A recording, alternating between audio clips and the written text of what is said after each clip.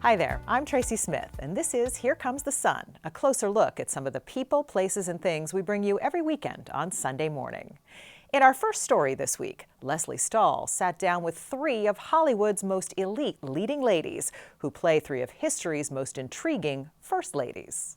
Tell us how it came about and why you wanted to do it. Why I wanted to do it in the beginning and then why I wanted to do it once I got on the set, where I'm like, why the hell did I want to do this?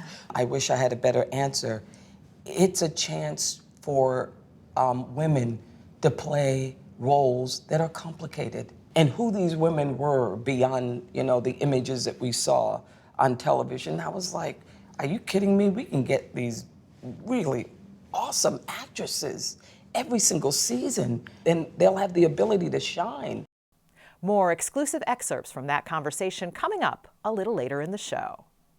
Did Eleanor Roosevelt have a relationship, a lesbian relationship with Lorena Hickok? I mean, there's a book of their letters which exists, which are unbelievably intimate. I think that there is a strong belief that that they were, and it certainly wasn't admitted to at any time. Then David Pogue tries to demystify the sometimes mysterious world of cryptocurrency. It's gonna be $9.79. Do you take Bitcoin? No, unfortunately we don't. Do you take Bitcoin? No. Do you take Bitcoin? No. One of the few stores that accept Bitcoin directly is the P.J. Bernstein Deli in New York. You take Bitcoin? Actually, we do, sir. You do? That's all coming up right here on Here Comes the Sun.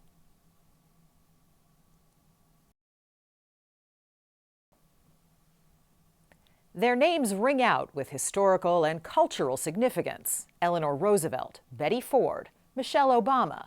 Giving them their due was quite a challenge for the women who portray them: Gillian Anderson, Michelle Pfeiffer, and Viola Davis. Leslie Stahl met up with all three.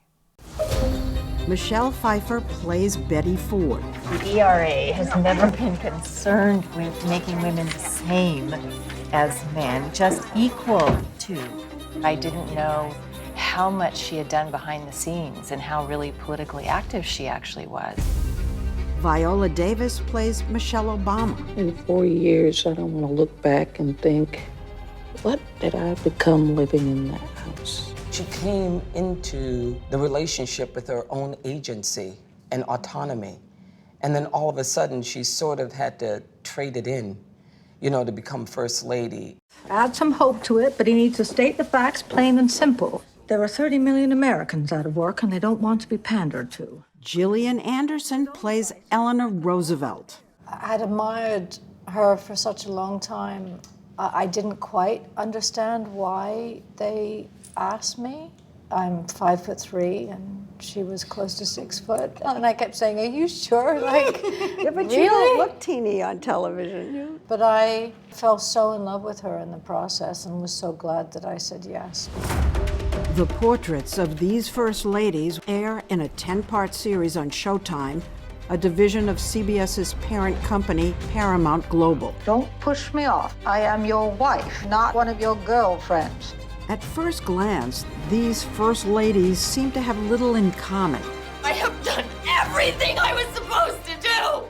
But Even though they all obviously existed in different historical times, one of the really strong themes that runs throughout the series is finding their voice, their struggle to be heard. So you let him off. He accepted the pardon. That is an admission of guilt. Without consequences for his actions. I was surprised and frankly thrilled that so much of this series takes place in the bedrooms, where the intimacy of the first family is portrayed for us. And I just want to go through some of the scenes that stick out in my mind. And one, Michelle, is when Jerry Ford pardons Nixon, and Betty is livid. Do you remember? Oh, yeah. Yeah. Yeah, it's the angriest that we see her. Yeah, you were seething. You know that this makes us look complicit, don't you? Like we're part of the cover-up. She had made a promise to the American people that this family would always be truthful. And I think she held Jerry to such a higher standard that she really, really believed in her mind that he was going to do the right thing. And I don't... Because Jerry thought he was doing the right thing. Well, he thought he was doing the right... He thought he was doing the... Well... He thought he was healing the country, and he knew He it was did. going to hurt him politically. But she was offended. Because she felt that it tainted the family, the honor of the family, and the integrity of the family. I'm saying that I can contribute. And I'm saying, with all due respect, that you're not qualified. Excuse me? I don't want you to become a liability to your husband, is all. But you were more than happy to pimp me out during the campaign. The campaign is over. This is politics. In more behind-the-scenes moments, the series takes some dramatic license.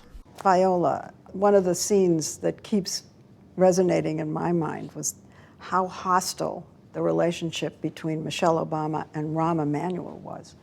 I didn't realize it was that intense. Well, I think we took liberties. I actually don't believe that Michelle would, cuss out Rahm Emanuel. I think that Michelle stayed in her lane. Well, if Michelle would stay in her lane, why was the decision made that she would not be portrayed that way? Because you know that once you get to that White House as the first black president and the first black lady, you know what you're up against. Look, Rahm thinks that... Stop right there. You tell your work wife that your actual wife said to stay out of our family business. Got it. Now I have 2 wives and neither of them are happy. It's like the famous quote, we wear the mask that grins and lies. So I'm saying that there is a protocol that Michelle is aware of. But with Rahm, we took some liberties. We did, for dramatic purposes. 3, 2, 1. Good evening, ladies and gentlemen. You see each of the first ladies grow in their public roles. She hated public speaking. The cabinet is convening. And yet she did it anyway. She really, really believed that what she had to say was so much more important than anything that was going on for her and her fears and her self-doubt. My doctor advised me that the source of my pain,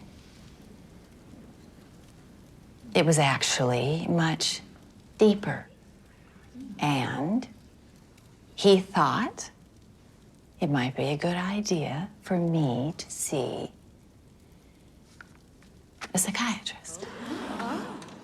What was the moment when you said, I get this woman? And it was. I can play her. I saw my mother in her, and I was very moved by that, by women of that generation. Revolutions were happening all around them, but they had made a pact already to really live for their husband's ambitions and fulfillments and support them. And all of a sudden, the rules of the game change on them, and they were too far in to reverse course. It was so terrible to have a black family in this house that they elect him. This is not about us. Isn't it? In a way, Viola Davis had the greatest challenge. Everyone knows who Michelle Obama is. They know what she looks like. They know what she sounds like. They love her. If she had been dead for 100 years, do you know what I'm saying? I do know exactly what you're saying. And it behooved me to look at her behavior, her hands, how she holds her pearls, how she holds her lips. It's like all of that work before I could even get to what happened in the White House. You are gonna be a dope first lady. Viola Davis feels a special responsibility for the series. Fashion shoots, gardening. You want me to be roasted alive as being elitist and out of touch? She's one of the executive producers. Tell us how it came about and why you wanted to do it. Why I wanted to do it in the beginning and then why I wanted to do it once I got on the set, where I'm like, why the hell did I want to do this? I wish I had a better answer. It's a chance for women to play roles that are complicated. And who these women were beyond, the images that we saw on television, I was like, are you kidding me? We can get these really awesome actresses every single season, and they'll have the ability to shine. So there will be more seasons with new casts of First Ladies shining more light on the struggles, emotions, and influence of these important figures in American history. They really are the unsung heroes, working behind the scenes and working for social justice. They had the courage to really listen to what they felt was just. There's more from their talk coming up in just a few minutes. Up next, it's polarizing, volatile, and fascinating. We take a deep dive into cryptocurrency.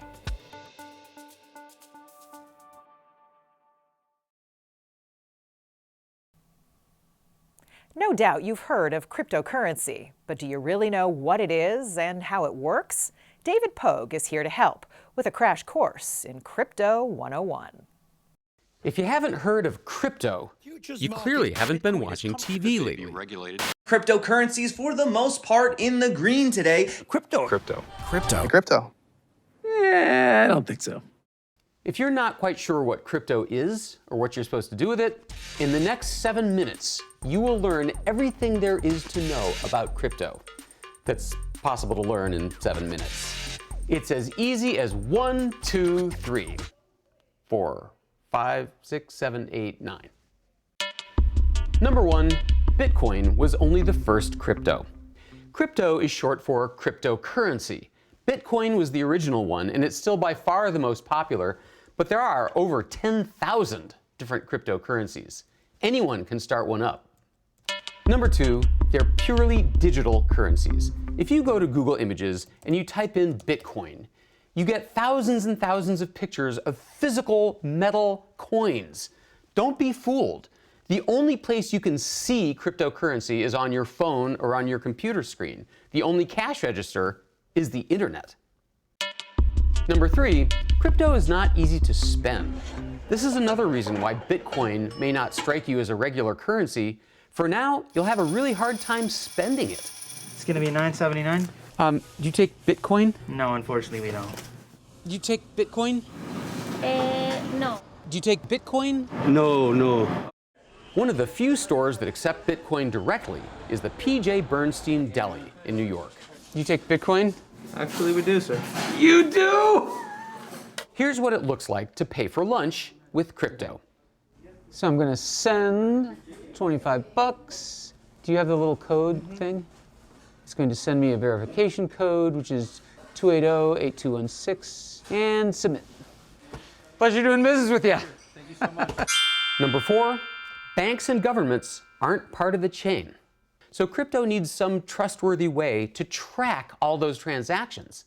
And that is what the blockchain is. It's a theoretically tamper-proof public online database. It's a new type of ledger where different parties who don't know each other and certainly don't trust each other actually can trust that that shared ledger is the so-called golden copy of all the data. Caitlin Long is the CEO and founder of Custodia Bank, a bank for digital currencies. Can I see it? All you need is an internet connection. And sure enough, at websites like blockchain.com, you can look at the transactions happening in real time, all essentially anonymous. So if you can't really shop with cryptocurrencies, then what good is it? At this point, it's mostly an investment, a speculative one that got a big spike during the pandemic. Number 5, today, crypto is primarily for investors. Oh, I think it's like probably the biggest bubble of our lifetime. I mean, I can't see why this just couldn't be worthless at some point. It's very possible. Ryan Payne is the president of Payne Capital Management, a wealth management firm. You think it's going to zero? There is no intrinsic value. Like, look, we use oil, even gold. Whereas with Bitcoin, there's no real use in society for it, which again, in my mind, equals could be worth nothing. But traditional currency isn't based on anything physical either. A dollar bill has value only because we all believe that it does. The good we use as money is a piece of linen with a picture of a dead president in green ink printed on it. For the last 50 years, nothing's been backing it substantially since the US and the rest of the world moved away from the gold standard. It just is an intermediary, that's all it is. Number 6, you buy and sell crypto at exchange websites. This is what it looks like to buy $50 worth of Bitcoin at Coinbase.com, which is the largest US exchange. My email address, they send a verification email to me. Oh, they want my phone number now. Now it wants to know the code they just sent. Last 4 digits of my social security. Take a picture of my driver's license, bank PIN number, and password. $50, buy now, and I have successfully purchased 1/1000th of a Bitcoin. I'm rich, I tell you, rich! Number 7, most cryptocurrencies are volatile investments. I did all that. Last May, I bought some Bitcoin, and within 6 months, my money had more than doubled! And then it crashed almost all the way back down to where it started. Number 8, it's going to get easier. It's very confusing. We're in the very, very early stages. I liken this to maybe the 1994 of the internet, and it will have a look and feel very much like your online banking. Crypto has some other problems to overcome before it's ready for the mainstream. There are all kinds of scams. The transactions are slow. If you lose your crypto password, you can lose your entire investment. And crypto transactions can bypass the US financial sanctions on Russia. And there's a terrible environmental cost. Creating new Bitcoins and confirming their transactions require massive banks of computers burning vast amounts of power. By some estimates, every time you make a Bitcoin transaction, its network spews out 0.5 ton of carbon dioxide. I'm trying to figure out how you can look at the same facts as crypto fanatics and draw such different conclusions. We love a great story. Bitcoin's a great story. Decentralized finance is a great story. So this is just human nature doing what it does over and over again, diluting itself. But we know based on history how these things end. Caitlin Long could not disagree more. It's not a perfect system by any stretch, but it's going to make things better, faster, cheaper, more secure, and frankly devolve power away from the big banks and even big governments towards the individual. Number 9, crypto is polarizing. You can't believe how many haters and how many fanatics there are. But at this early stage in the life of crypto, everyone seems to agree on one thing. I certainly would not ever encourage anyone to put more money into this than you can afford to lose. My philosophy is just put money into it you can afford to lose.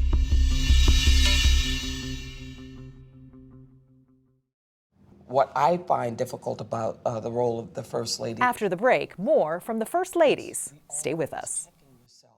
Checking your language, checking your dress.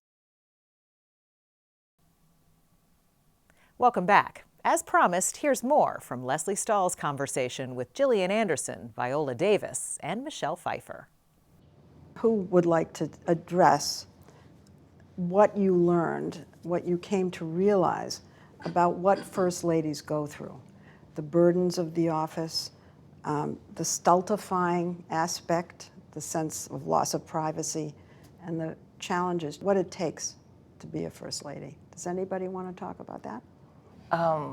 You know, even though they all obviously existed in different historical times, they do have a lot in common. And, you know, one of the really strong themes that runs throughout the series is finding their voice. And they really are the unsung heroes because they are kind of working behind the scenes and working for social justice, working for what is just and what is right, and not really having to carry the burden of, you know, the sort of political fallout that it might have. And yeah, but Betty did.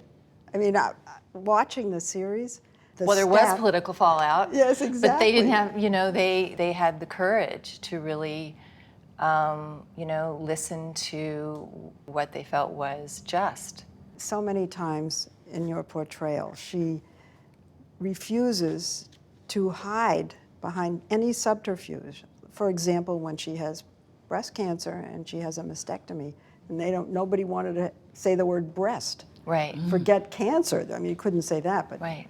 And she said, come on. And do you know it was the #1 killer of women ages 40 to 45 at the time? And nobody was talking about it. Nobody was getting screened. It was so stigmatized. And she saved thousands of lives by just coming out and being honest about. It was brave. It was incredibly brave. What I find difficult about the role of the First Lady is the protocol. It's the always checking yourself, checking your language, checking your dress, not being able to say what you want to say, not being able to be who you want to be, you know. And for me, with Michelle Obama, it's within a political structure that hadn't served people who look like us. And then all of a sudden you're in that house and you really have to fix your face. I'm sure. That's just my opinion. And I would think that that would be the most difficult thing. I find it hard at 56 to fix my face. I mean, at this point, I just want to say what I want to say, do what I want to do. So I can't even imagine. No. That being said, there is a protocol even within the African American community once you become successful. Even a line that these two extraordinary first ladies, that even privileges that they had, which you know they didn't have, their women, that wasn't even, you know, open to Michelle Obama. For instance, her wearing a short sleeve shirt and showing her arms. See, criticized. Or being called masculine, or a gorilla, or violent, or anti-white. I agree with you. I think that first ladies live in terror. One hair out of place, and there's going to be 45 articles on the front page of newspapers and on television now. Well, it was very different for Eleanor back then. You know, you didn't have social media in the same way. You didn't have, you know, she wasn't necessarily followed around by photographers. She walked everywhere. She, you know, and she drove everywhere. And she did have a hair out of place. I mean, if you look at a lot of their photographs, she was incredibly disheveled, but nobody cared. Nobody picked on her. Nobody brought attention to it. That wasn't important at that time. You know, our priorities and the degree of judgment about how women should present themselves has certainly shifted, I think, over time. But the thing about your scene revolves around Lorena Hickok. And this is one of the great mysteries of American history. Did Eleanor Roosevelt have a relationship, a lesbian relationship with Lorena Hickok? I mean, there's a book of their letters which exists, which are unbelievably intimate. I think that what we're showing is two women who have fallen into a deeply profound companionship that may or may not have become sexual, I think, based on the letters. It's not necessarily... But in your series... Well, yeah, I mean, yes, yes, in our series, yes. I mean, I think that there is a strong belief that, that they were, and it certainly wasn't admitted to at any time. I'm Tracy Smith. Thanks for joining us. We'll see you here next time on Here Comes the Sun.